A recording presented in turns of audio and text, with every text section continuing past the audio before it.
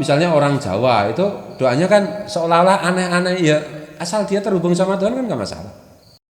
Bismillahirrahmanirrahim. Assalamualaikum warahmatullahi wabarakatuh. Waalaikumsalam warahmatullahi wabarakatuh.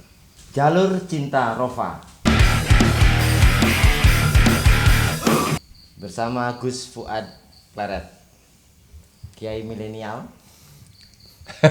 pengasuh pondok pesantren Raudatul Fatihah, seorang pemusik, pelukis, penyair, dan apalagi. Gus,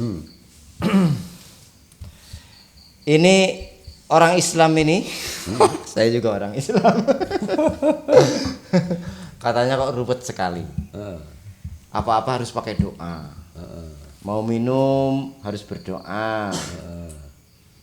Jalan kaki berdoa. Masuk WC berdoa. Mau pakai baju berdoa. Mau pakai sarung berdoa. Bahkan mau bersetubuh itu juga harus berdoa. Padahal sudah keburu hao-hao, tapi suruh berdoa dulu. Nanti habis bersetubuh berdoa lagi. Itu hampir semua kegiatan itu kok harus selalu didahului oleh doa. Itu kenapa, Pak? Oh iya, jadi gini ya, Rasulullah itu kan memberi contoh seperti itu. Ya. Nah, orang itu kesannya menjadi ruwet ketika kita nyuruh orang untuk juga sama seperti itu. Padahal Rasulullah ngasih contoh. Nah, Rasulullah itu kalau mau minum berdoa, makan, tidur berdoa dan seterusnya kan gitu. Ya. Kemudian kita yang melihat, kita meniru karena kita mencintai. Nah, kadar cinta dan kadar kekuatan meniru kan berbeda-beda. Ada yang bisa meniru agak banyak, ada yang sedikit dan itu. Itu anunya di situ. Nah, sekarang itu menjadi ruwet karena saya misalnya maksa Mas Joni, kalau minum berdoa, itu yang jadi masalah.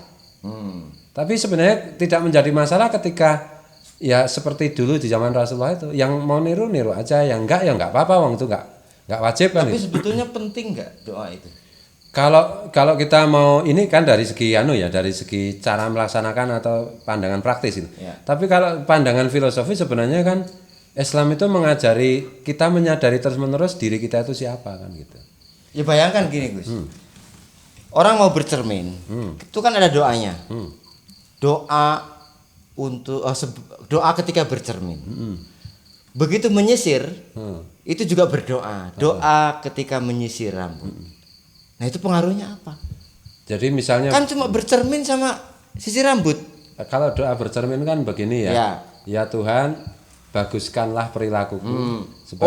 Doanya begitu? Iya, sebagaimana Engkau telah membaguskan diriku sebagai manusia kan. Jadi hakikatnya itu kan doa itu kan selalu terhubung kepada Tuhan. Ya. Karena kita itu memang khalifah fil ardh, gantinya Tuhan di bumi kan gitu. Wakilnya Tuhan di bumi. Jadi kita ingat kita itu wakilnya Tuhan.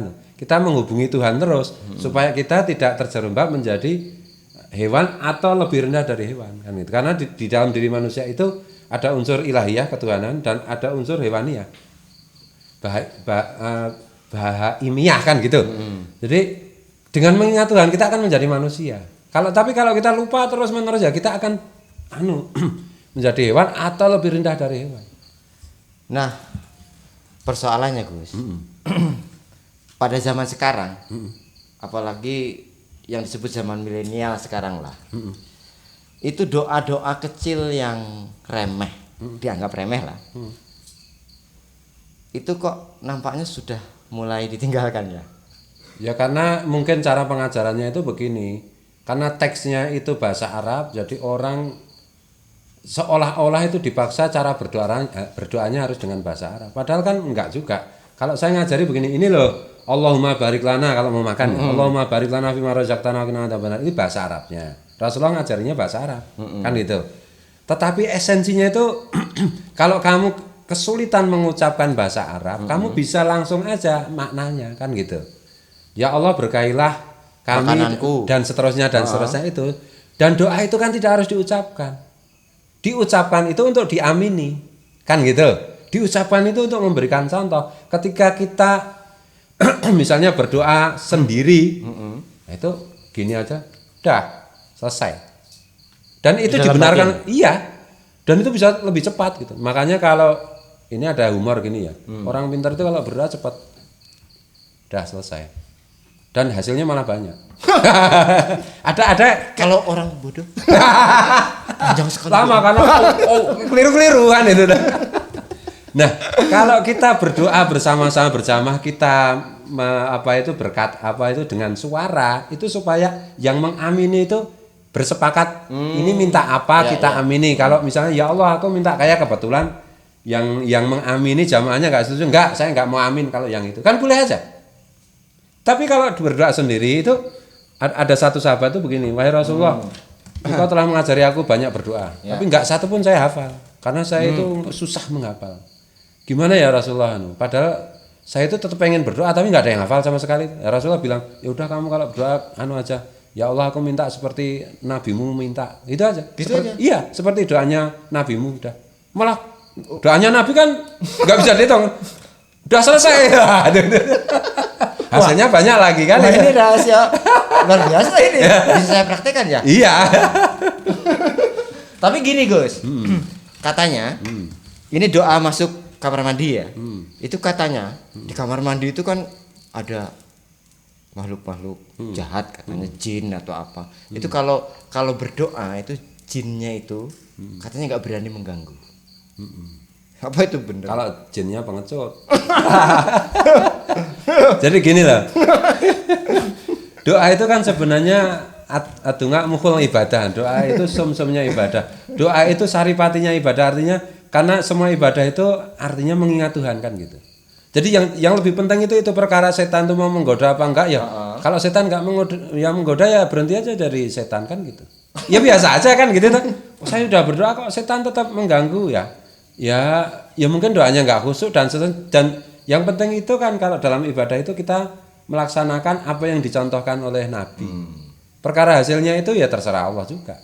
Kan gitu. Nah, mungkin dugaan saya kenapa anak-anak milenial zaman sekarang itu kok seperti melupakan doa-doa sepele itu, mungkin karena anggapan mereka doa itu harus berbahasa Arab. Betul.